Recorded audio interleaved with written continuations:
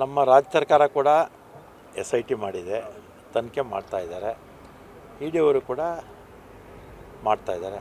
ಅವ್ರ ಕೆಲಸ ಅವ್ರು ಮಾಡಲಿ ಅಲ್ವಾ. ಏನಾದರಲ್ಲೂ ನಮ್ಮ ನಾಗೇಂದ್ರ ಅವ್ರದ್ದು ಅಥವಾ ದದ್ದಲ್ ಅವ್ರದ್ದು ತಪ್ಪಿದೆಯೋ ಇಲ್ಲ ಅಂತ ತನಿಖೆ ಆದಮೇಲೆ ತಾನೇ ಗೊತ್ತಾಗೋದು. ತನಿಖೆ ಮಾಡಿದ್ರಲ್ಲಿ ತಪ್ಪೇನೂ ಇಲ್ಲ.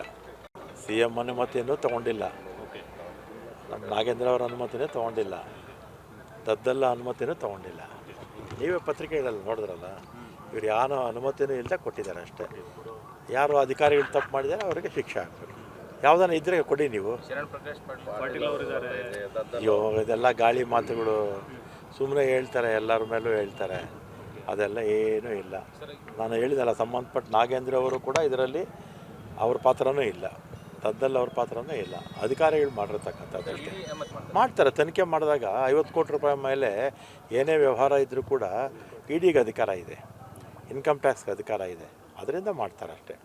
SIT ನಮ್ಮದು, CBI ಮತ್ತು ED 50 ಕೋಟಿ ರೂಪಾಯಿ ಮೇಲೆ ಏನಾದರೂ ದೇಶದಲ್ಲಿ ಎಲ್ಲಾದರೂ ಈ ರೀತಿ ಏನಾದರೂ ಪ್ರಕರಣ ಕಂಡು ಬಂದರೆ ಅವ್ರಿಗೆ ಅಧಿಕಾರ ಇದೆ, ಮಾಡ್ತಾರೆ. ವಿಪಕ್ಷದ ನಾಯಕರ ಕಾಲದಲ್ಲಿ 100 ಹಗರಣಗಳಿತ್ತು. BJP ಅವ್ರ ಕಾಲದಲ್ಲಿ ಎಷ್ಟು? BJP ಅಧಿಕಾರದಲ್ಲಿದ್ದಾಗ 100 ಹಗರಣಗಳಿತ್ತು. ಅದು 40% ಕಮಿಷನ್ನಿಂದ ಹಿಡಿದು, ಸಬ್ ಇನ್ಸ್ಪೆಕ್ಟರ್ ರಿಕ್ರೂಟ್ಮೆಂಟಿಂದ ಹಿಡಿದು, ಬಿಟ್ಕಾಯಿನಿಂದ ಹಿಡಿದು, ಇಂಜಿನಿಯರ್ಸ್ ರಿಕ್ರೂಟ್ಮೆಂಟಿಂದ ಹಿಡಿದು, KMF ರಿಕ್ರೂಟ್ಮೆಂಟಿಂದ ಹಿಡಿದು ಒಂದು 100. ಆಮೇಲೆ ಇದು ಕರೋನಾ ಸಂದರ್ಭದಲ್ಲಿ ಒಂದು 100 ಪ್ರಕರಣಗಳು ಅವ್ರ ಕಾಲದಲ್ಲಿ ಇತ್ತು. ನಮ್ಮ ಕಡೆ ಈಗ ಇದೊಂದು ಆಗಿದೆ. ಅದರಲ್ಲಿ ತನಿಖೆ ಆದಮೇಲೆ ಯಾರು ತಪ್ಪಿತಸ್ಥರು ಅಂತ ಗೊತ್ತಾಗುತ್ತೆ. ಅದೆಲ್ಲ ತನಿಖೆ ನಡೀತಾ ಇದೆ ಅಲ್ವಾ. ನಾವು ಯಾಕೆ ತನಿಖೆ ನಡೆಯುವಂಥ ಸಂದರ್ಭದಲ್ಲಿ ಹೆಚ್ಚು ಮಾತನಾಡದೇ ಇರೋದು ಸೂಕ್ತ. ಸರ್ಕಾರದ ಮೇಲೆ ಆರೋಪ ಇದೆ, ಸರ್ಕಾರಕ್ಕೂ ಇದಕ್ಕೆ ಸಂಬಂಧ ಇಲ್ಲ. ಚುನಾವಣೆ ಕೂಡ ಇಲ್ಲಿಂದ ಹಣ ಹೋಗಿದೆ ಅಂತ ಸರೋಯ್ತು. ಈಗ ಅದರಲ್ಲಿ ಇವರಿಬ್ಬರು ಪಾತ್ರ ಅಂತೂ ಇಲ್ಲವೇ ಇಲ್ಲ ಅಲ್ವಾ. ಅಧಿಕಾರಿಗಳು ಮಾಡಿರ್ತಕ್ಕಂಥದ್ದು ತಪ್ಪು. ಅಯ್ಯೋ ಇದ್ದಾರೆ, ತಪ್ಪು. ಸಚಿವರು ಯಾಕೆ ಹೇಳ್ತಾರೆ? ಸಚಿವರಾಗಲಿ ಯಾವುದೇ ಚುನಾಯಿತ ಪ್ರತಿನಿಧಿಗಳು ಈ ಥರ ಮಾಡೋಕ್ಕೆ ಹೋಗಲ್ಲ.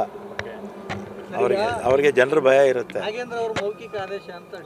ಅಯ್ಯೋ ಹೇಳ್ತಾರಪ್ಪ, ಸುಮ್ಮನೆ ಯಾರೋ ವಿಡಿಯೋ ಆಡಿಯೋನಲ್ಲಿ ಯಾರ್ಯಾರೋ ಮಾತಾಡ್ಬಿಟ್ಟು ಸುಮ್ಮನೆ ಗೂಬೆ ಕೊರ್ಸೋ ಅರ್ಥ ಮಾಡ್ತಾರೆ ಅಷ್ಟೇ.